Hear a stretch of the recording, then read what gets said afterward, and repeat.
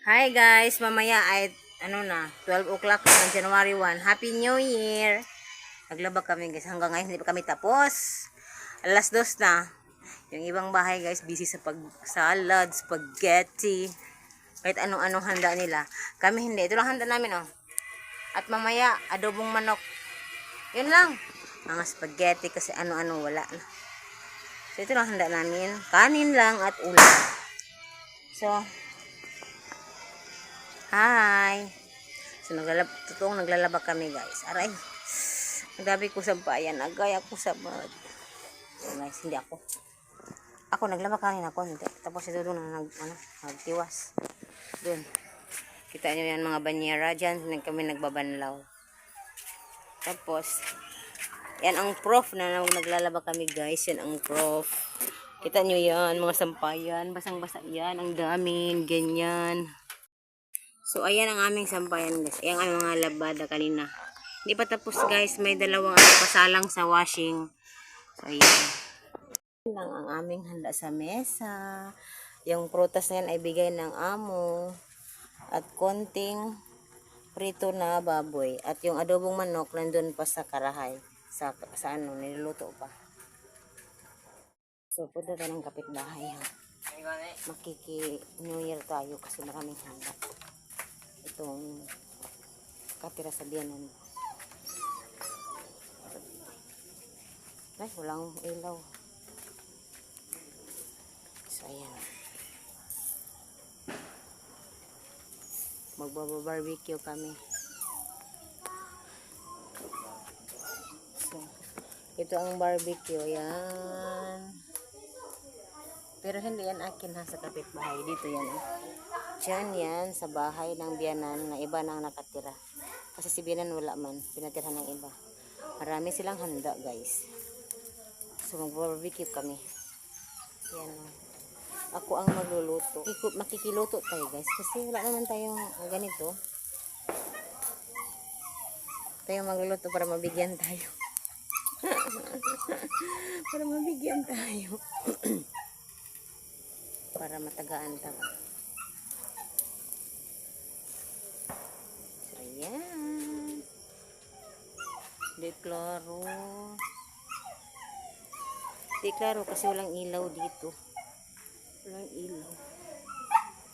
Hindi nag-ano ng ilaw. Hindi ba nag-ilaw? Patay ang ilaw dito. So, yan ang ating barbecue. At ito ang hindi luto.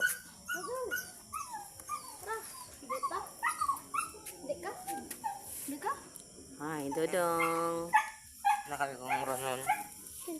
Wala. Ito mo korban por? Dungha, isiglag dungha.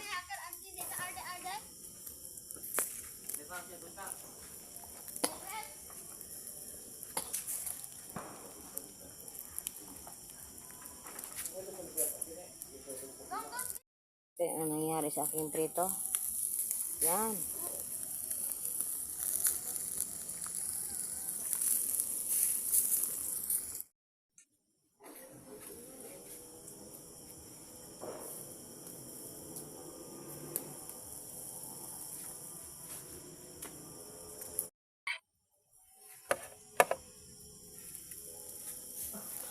Ang init guys, ang init. Ayan.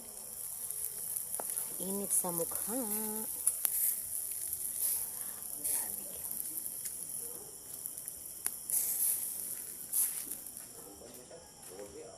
Kusa ba? Ha?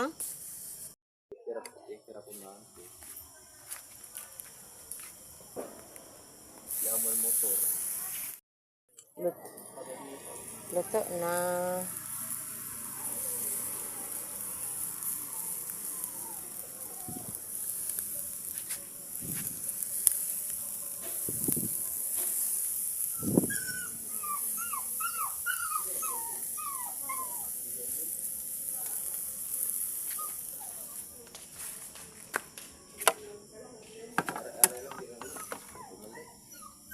Manulato na kasi.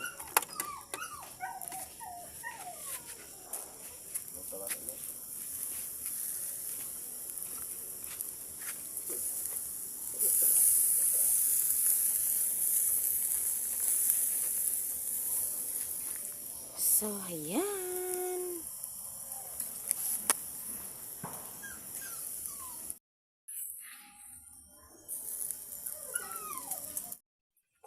Sa puntong ito guys ay nakapasok na ako sa bahay ng kapitbahay namin. Tingnan niyo. Ito ang mga handa nila. Ang dami nilang handa.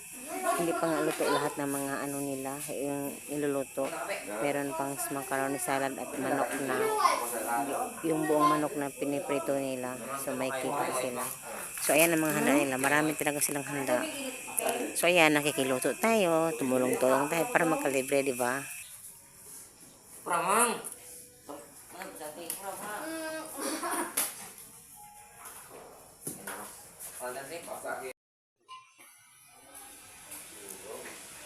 Ay. Makika Christmas cake. Wow.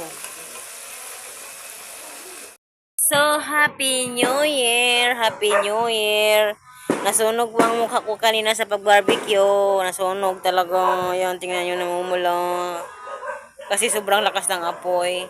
Happy New Year! Ang ingay ng paligid. Daming motor, umaandar, mga paputok. Lahat-lahat na sobrang dami. Ang ingay. Ngayon po ay 12:06. Alas 12:06. Kakain ko lang. So, ayun. Happy New Year sa lahat. Another year. Another new beginning na po. Tapos, keep positive lang at pray. Laging magpe-pray. Yun lang. So, hi guys. Andito ako sa bahay ng amo.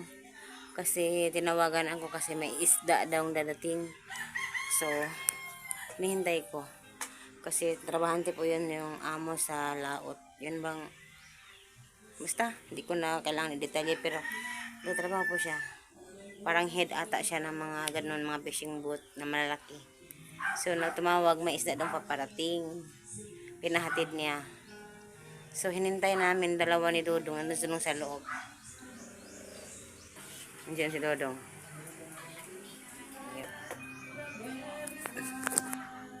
So, this New Year guys ay thankful and grateful. Grabe yung pinagdaanan ko noong last year 2023. Yun. Nalagasan ako ng kaibigan literally at may mga kaibigan ding yung bang basta yung mga yun. So thankful ako guys kasi nawala sa buhay ko. Wala naman silang ambag sa buhay ko. So, may iba din guys, nambabas, nandiya-judge dahil nagwa-vlog ako. Parang minamaliit nila ako. So, alam nyo, ang na-realize ko talaga, kahit anong maliit nila sa atin, kahit anong ano nila sa atin, pampaparinig, yung lahat-lahat. Ano na lang, ang Panginoon lang ang bahalang babalik sa kanila nun. So, may isa kong kaibigan din, sobrang betrayal ang ginawa sa akin. Grabe. Yung mga sinasabi niya hindi totoo tungkol sa akin. Tapos sinasabi niya sa kabila na gano'n daw sinasabi ko na hindi naman talaga totoo. So meron din.